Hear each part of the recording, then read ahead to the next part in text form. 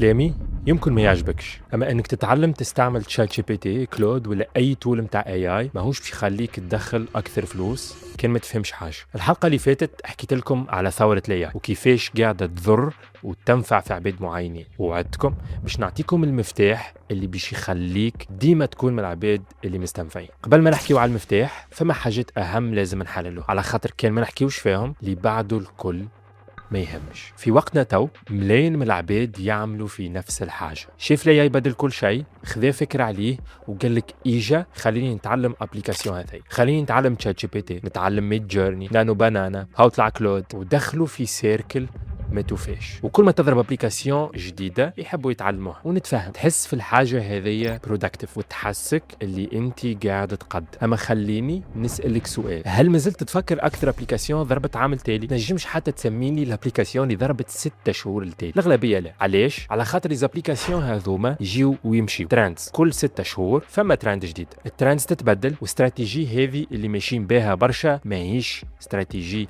ستابل. ريت كانك تحب توصل لبلاصه معينه وتبدا تجري اما على تابي رولون، باش تبقى تجري وتحس في روحك تقدم، اما انت في الواقع في نفس البلاصه. خمم فيها او باش نفكرك بحاجه عشناها الكل وقت اللي كنا صغار وبدات السوشيال ميديا. العباد الكل عملت فيسبوك، مزرعه سعيده، باجيت الميمز والجو هذاك الكل، وبدا وقتها سبونسورينغ على الفيسبوك. من بعد ظهروا دي بلاتفورم جدد، هاو سناب شات، هاو ميوزيكلي، بعد انستغرام، بعد تيك توك، وبدات معاه فكره الريلز واللايفوات، وكل مره تطلع حاجه جديده. وفي كل بلاتفورم كان ديما فما عباد تستغلها باش تدخل فلوس، والمشكل انه كل ما عباد يتعلموا حاجه تولي اوتديتد، يحبوا يتعلموا الحاجه جديده ولا البلاتفورم جديد. اما فما جروب واحد متاع عباد اللي عمره ما يفوتوا حتى شيء، مهما تتبدل البلاتفورم، مهما يصير في العالم، فما حرب ما فماش، الجماعه هذوما ديما يعملوا في فلوس. علاش؟ على خاطر ما تعلموش اوتي ولا ابليكاسيون معينه، ما تبعوش ترند. صحيح يتبعوا في اللي صاير، وكان فما حاجه تستحق اكيد باش يتعلموها، اما اللي صنع الفارق انهم تعلموا شنو اللي يخلي لي زوتي هذوما يخدموا لصالح، تعلموا الكومبيتونس اللي مبني عليها هذا الكل. فبراير 2025 عشت اقوى اكسبيرينس في حياتي، قررت نغادر تونس اول مره ونسافر البالي، وغادي قابلت جروب نتاع توانسه اكبر مني شويه في العمر، كلها تدخل في ما شاء الله فلوس وتسافر وعايشه وجوها به، عباد تمن بالخدمه بالفرص، والاهم بربي ورواح. وتعرف الحاجه الوحيده اللي اون كوما بيناتهم الكل ماهوش الدومين، مش الاكسبيرينس، مش عمرهم، هي انهم الكل كاسحين في الدايركت ريسبونس ماركت. وحتى اغلب الكونفرساسيون اللي عملناها اللي كانت موضوعها الخدمه كانت 90% تحكي على الدي ار ام. وقتها بالحق عرفت قيمه السكيل هذي، والبريود اللي في بالي الكل زدت تعلمت الدايركت ريسبونس ماركتينج على قاعده فورماسيونات اون لين، يكتب فيديوهات. وللاسف في كاريري ميمسي عديت عامين في تونس نخدم، عمري ما سمعت كلمه دايركت ريسبونس. يعملوا فيه اما ما يسموش، ولين نعرفهم الكل اللي يقول لك يا الفريلانس فيه فلوس يا لي كوميرس فيه فلوس. وبعد الاكسبيرينس هذه وليت نرى البزنس بطريقه مختلفه، وكل شيء بالنسبه لي وضاح اكثر. وما كذبش اللي قال لك الصفر يبدل لك حياتك. في الوقت هذاك بديت بالحق نلوج ونتعمق. دي ار ام هو من الاخر نوع من التسويق الديريكت، عمره اكبر من الانترنت، اكبر من التلفزه، اكبر حتى من جدود. باش نفهموه خلينا نحكيو شويه على الدايركت ريسبونس ماركتينج والتاريخ نتاعو. في 1920 فما راجل اسمه كلود هوبكنز كتب كتاب اسمه Scientific Advertising، التسويق العلمي. السيد هذايا ما كانش مشهور، ما كانش عنده كابيتال كبير، جوست كان كوبي رايتر، عبد يكتب في الاعلانات في الجرايد، ولكن عمل حاجه ما عملها حد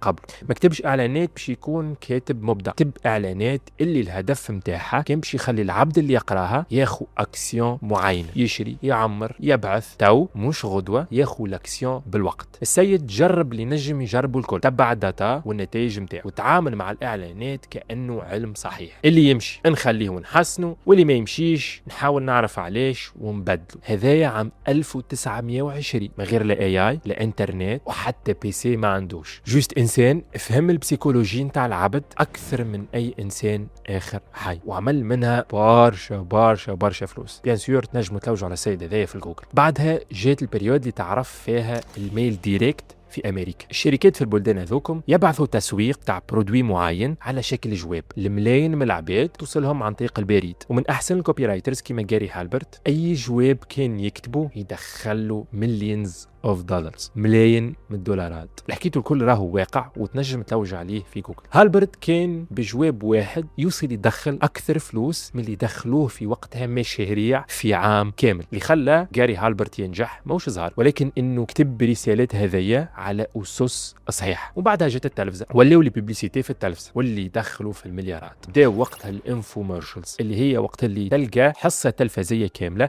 يحكيوا على نوع من البرودويات معين، وديما فما نمرو تليفون وين تنجم تكلم وتكمنت. ووصلوا حتى للعالم العربي. نتصور وانت صغير راي عرضتك حتى مره، وحتى التو راهم مازالوا يعملوا فيهم حتى في رمضان في التلفزه يبيعوا في 12. الحصص هذه اللي في التلفزه معمولين بطريقه اللي يخليوك اقرب باش انك تهز التليفون وتطلب وتكمل. وبعد جات الانترنت، وشكون اول عباد دخلوا فلوس من الانترنت؟ يا اما لي جيني نتاع الديفلوبمون اللي عملوا فيسبوك والابليكاسيونات الكبيره، والا الاغلبيه اللي هما الدايركت ريسبونس ماركترز، العباد اللي ديجا تعرف الاسس واللي تستحقوا الكل باش تنجم تبيع. هزوا نفس الكومبيتونس هذيا دايركت ريسبونس ماركتينغ، جوست ليكرون جديد. نفس الانفوميرشلز هذوكم اللي في التلفزه ولوا لايفوات في تيك توك، بالفيسبوك ادز ولاو يعملوا في سبونسورينغ. وحتى الفيسبوك ادز اللي في تونس يسميوها سبونسورينغ هو بازي على دايركت ريسبونس ماركتينغ. وهذاك علاش مش اي عبد يلانسي سبونسورينغ انا يعرفش يدخل فلوس. الايميل ماركتينغ مثلا راهو دايركت ريسبونس ماركتينغ، جوست في شكل ايميل. مهما تتبدل الفورما السكيل هذيا عمرها ما تموت. فما شكون يتفرج تو يقول لك والله انا ما عنديش مع الماركتينغ، انا راني ديفلوبر ما نستحقش الشيء هذا. اسمع الاحصائيه هذه، على كل 3 ستارت ابس فما واحده تفشل خاطر السبب الرئيسي نتاعها هو ضعف الماركتينغ. وفما نوع نتاع انفسترز ما يهمهوش في الابليكاسيون على قد ما يهمه في عدد المستعملين، قديش قاعده تدخل، واللي هذا الكل تنجم توصل له وذ جود ماركتينغ.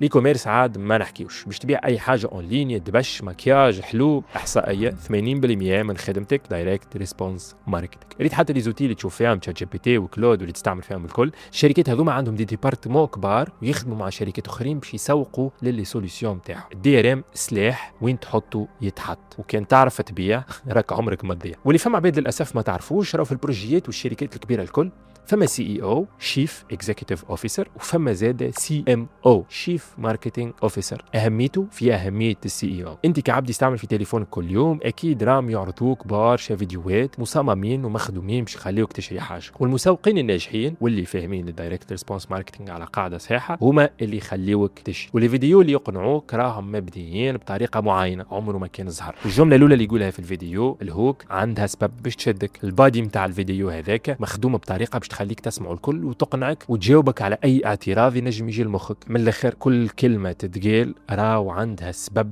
علاش مكتوب، على خاطر الدايركت ريسبونس ماركتر يعرف الانسان كيفاش يحس، يعرف شنو المشكله اللي عندك بالضبط، يعرفك كيفاش تحكي، ويعرف كيفاش يجاوبك على الاسئله نتاعك الكل انديريكتومون ويخليك تاخذ لاكسيون وتشري. وقديش من مره شريت حاجه من الانترنت وانت بالحق ما تستحقهاش؟ بتصور برشا مره. العباد اللي يورالي كرون هذوكم يدخلوا في برشا فلوس، وبالاي اي تو السكيل هذيا ولت اسهل برشا من قبل. اللي حكيته لك تو الكل كان تستغل فيه الاي اي اللي كانوا جماعه هذوكم يخدموه في ايام تنجم انت تخدمه في سوايع، والاي اي يخدم لك اغلبيه الخدمه. ولكن شنو هو الفرق ما بين العبد اللي ينجح بالاي اي والعبد اللي ما ينجحش؟ علاش مش العباد الكل تعمل في فلوس وقت اللي الاي اي متوفر لنا الكل؟ انك تكون فاهم اساسيات التسويق خاصه الدايركت ريسبونس ماركتينغ حاجه مهمه، على خاطر بنفس الاي اي اذا كان انت ما تعرفش تقيم الخدمه هذيك، مثلا باش تعطي جمله لشات جي بي تي بسيطه وهو باش يعطيك كونتوني يتنسى في ساعه، ما يشدش اللي يتفرج وماهوش افيكاس، مش يخلي العبد هذاك يعمل الاكسيون اللي تحبه يعملها. وقت اللي فما عبد اخر باش يخدم على نفس البروجي نتاعك وبنفس الاداه ولكن استعمال مختلف. مانيش نحكي على فرضيه، نحكي على واقع. الاي اي وحده عمره ما كان كافي. الفريلانس كي كان عمري 16 سنه، لاجونس اللي بنيتها فريلانس اكاديمي اللي عاوننا فيها برشا شبيبه، وحتى لي كوميرس اللي ما حكيتش عليه برشا ولكن بديته عندي 6-7 شهور، اللي خلاني ننجح فيهم انه كلهم كانوا مبنيين على الدايركت ريسبونس ماركتينغ. البريود اللي فاتت سكرت فريلانس اكاديمي، والعباد اللي دخلت لفريلانس اكاديمي يعرفوا شنو فما غاديك بالضبط. كانك واحد منهم راك اكيد تعرف الفالور اللي نحكي عليها. الحقيقه مع الدي ار ام ريت شنو تنجم تعمل، وريت زاد الصعوبات اللي تتعدى بها في البزنس كان ما تعرفش تعمل التسويق بالطريقه الصحيحه. اي بزنس في الدنيا هذه، اي بزنس تحب تعمله في الدنيا هذه باش تدخل فلوس لازم كليونات، والدي ار ام هو الطريقه اللي تجيب بها كليونات. للاسف ما عندناش وين تنجم تتعلم حاجات هكا في تونس، حتى لي فورماسيون موجودين ياسر جينيري، وهذا اللي خلاني نبني البريود اللي فاتت الكل. كما في بالكمش فما برشا من المحتوى هذايا تصور في ديسمبر وجانفي ومانيش عارف حتى وقتاش باش يهبط، على خاطر قاعدين نعملوا الماكسيموم باش انها تخرج حاجه كما يلزم. قررت البريود اللي فاتت اني نبني كاش فلو سكول. الهدف منها انك تتعلم اساسيات التسويق، تتعلم تبيع، والاهم تبيع سيرفيس والا برودوي، معناها باش نعطيوك اللي تستحقوا الكل. من الاخر تخلق لروحك كاش فلو، مورد رزق، مهما كانت الاوبورتونيتي اللي باش تمشي فيها، والا تحسن من اللي ديجا عندك. والهدف ماهوش 500,000 ولا مليون، الهدف اني نخلي لو ماكسيموم من الشبيبه انهم يوصلوا ل10 المره هذه. بيان سور كان هما يخدموا على خاطر اذا كان ما تخدمش او انك توصل لهذوكم واحد، على خاطر مع المعلومه الصحيحه راهي الخدمه لازم. كاش فلو سكول بلاتفورم فيها دي بروجرام باش يعلموك كل شيء باش تدخل اول دينار ليك ولا تكبر حتى في البزنس نتاعك بالماركتينغ، حتى كانك بادي من الصفر وما تعرف حتى شيء. اول بروجرام اللي هو الدي ار ام فاونديشنز، اكثر من 6 سوايع نعلمك فيها في الاساسيات نتاع الدايركت ريسبونس ماركت، تاع التسويق الديريكت هذاك. ابار اني نفسره لك من الصفر، نعلمك كيفاش تلقى مارشي تخدم عليه، كيفاش تلقى البروبليم هذاك، كيفاش تعرف الاودينس هذيك، كيفاش تحكي، كيفاش تجاوب على الاعتراضات الكل في الكتيبه اللي باش تكتبها، كيفاش تحط اسوام للي برودوي ولا لي سيرفيس اللي باش تبيعهم، نوريك كيفاش تجيب عباد يشوفوا الاوفر نتاعك. ندخلوا بالكدا في البسيكولوجي نتاع العبد، باش نحكيو على الاويرنس، باش نحكيو على النيفوات نتاع الاويرنس، باش نحكيو على اي حاجه تستحق باش تعرفها باش تولي ماركتر كاسح، وتعرف بالضبط علاش الانسان يشري وعلاش ما يشريش. وباش نحللوا مع بعضنا برشا ديزيكزامبل من المارشي التونسي. كي تفهم الدي ار ام وتبدا تطبق فيه تولي حاضر باش تطبقه في الميدان. البروجرام اللي بعده اللي هي كوبي كرافت، باش تعلمك كيفاش بالاي اي تنجم تكتب كوبي، نصوص اعلانيه، كيفاش توبتيميزيها لو ماكسيموم باش تقنع بها الحرفاء نتاعك باش يشريوا لوف. من الاخر من عبد ما يعرفش يكتب جمله، العبد قادر انه يكتب نصوص اعلانيه تبيع سوليوشن اللي هي سيرفيس برودوي مهما كانت في الانترنت. بعده البروجرام الثالث اللي هو على الميديا باين، تعلم الميتا واللي تستحق تعرفه باش تنجم تلانسي كامبينز نتاعك وتقرا الداتا اللي يعطيها لك فيسبوك باش تعرف تحسن في الماركتينغ هذاك. على خاطر تحب ولا تكره الميتا كانوا مازال من اكبر لي بلاتفورم تنجم تجيب بها اتونسيون، على خاطر كان ما تعرفش تستعمل الميتا راو الميديا باينغ باش يولي جوست سبونسورينغ، وسبونسورينغ عمره ما كان افيكاس. كي تتعلم الثلاثه سكيلز هذوما باش تكون حاضر باش تطبقهم باش تدخل فلوس، انك تبيعهم كسيرفيس، انك تبيع بهم برودويات فيزيك، سا ديبون انت شنو تحب تعمل. هنا عندك زوز طرق واللي زاده موجودين في البلاتفورم. كيف باش تبيع سيرفيس باش تكون فما كورس على السيرفيس ديليفري، كيفاش تبيع السيرفيس هذايا، وين تلقى الكليونات، كيفاش تقدم السيرفيس هذايا، والحاجات اللي تستحقها الكل باش تجيب اول كليون السكيل نتاعك اللي هي دي ار ام. والثانيه لي كوميرس، كورس تاع لي كوميرس باش تعلمك كيفاش تلقى وينينغ برودكت، كيفاش تمبورتي البرودويات، شنو الحلول نتاعك في الصنع ولا في الامبورتاسيون، بازي على الاكسبيريونس نتاعي والاكسبيريونس تاع النتورك نتاعي اللي عندهم سنين يخدموا في لي كوميرس في تونس، باش نعطيك شنو هو الواقعي وشنو هو الغير واقعي وشنو هو الموجود وكيفاش تنجم تلانسي اول برودوي اي كوميرس فيزيك. وباش نتستيو مع بعضنا اكثر من برودوي، من فكره البرودوي لان نوصلوا نبيعوا في البرودوي هذاك في البلاتفورم هذا. معناها مانيش نحكيو على تيوريك، نحكيو على دروس اللي باش تشوف بالحق قصي كيفاش يعمل في الحاجه هذه، وتشوف بالحق اسكو قصي يعرف يعمل اللي يحكي فيه ولا لا. تو تشوفوا نتائج وتفهم. باهي لهنا قصي كان عندي سؤال ولا حاجه مش واضحه شنو نعمل بالضبط. كل شهر عندنا لايف سيشن وين باش ندخل انا ولا ان اكسبير نجاوبوا على كيستيون الكل، وعندك اكتيفمون حاجتي اللي هي الكوميونيتي باش تكون موجود فيها انت، موجود فيها انا وبرشا شبيبه كيفك، وين تنجموا تبارطاجيو برشا فالور غاديكا، وين فما زاده سبورت لي على الواتساب اللي تنجم تسالوا اي كيستيون نحاولوا نرجعوا لك في اقل من 48 ساعه. معناها حتى كان يعرضك اي تشالنج راني انا بحذاك، خاصه البريود هذيا راني باش نفضي روحي للماكسيموم باش نكون موجود معاكم اي وقت تستحقون. البروفيل نتاع الكرييتيف ستراتيجيست وهي الدايركت ريسبونس ماركتر بروفيل مطلوب برشا في تونس، وانا متاكد اللي بورسنتاج كبيره من الشبيبه اللي باش يتعلموا اذا كان ما يحبوش يخدموا على بروجي نتاعهم راني باش نحطهم اون كونتاكت مع برشا من اصحاب المشاريع اللي في النتورك نتاعي اللي يلوجوا على البروفيل هذوما ويتمناو انهم يلقوا عبد كومبيتون. وانا وياك نعرفوا اللي العباد اللي ياخذوا تو لاكسيون هما اللي يقدموا ويوصلوا، وهذا اللي خلى برشا شبيبه من اللي بداوا معايا في فريلانس اكاديمي وصلوا لدي شيفر كبار على الاخر، فيهم برشا وصلوا فاتوا ال10 ملايين، مقارنه باللي بداوا في البريود الاخرى مازالوا يتعلموا من الاول ومازالوا في المليون في الزوز في الثلاث. الوقت راهو يجري، وفي البزنس العباد اللي تبدا الاولى هي اللي تولي ماركت ليدرز، يكون عندها ليفرج على العباد اللي تبدا بعد عام وعامين. باش نجم نوفق ما بين البروجرام هذايا وما بين البزنس نتاعي مانيش باش نخليو لي انسكريبسيون محلولين الوقت طويل في 2026. سكيل هذه تنجم تبدل لك حياتك 180 درجه، والديسيزيون بين يديك، الفاليو اللي فيها ماكش باش تلقاها في حتى بلاصه في تونس، ونتحدى اي عبد بالجمله اللي قلتها، ما يهمش شنو تعرف تعمل حتى كان بادي من الصفر. كانك تشوف الفيديو ذا معناها انت تو في البريود نتاع اللونسمون نتاع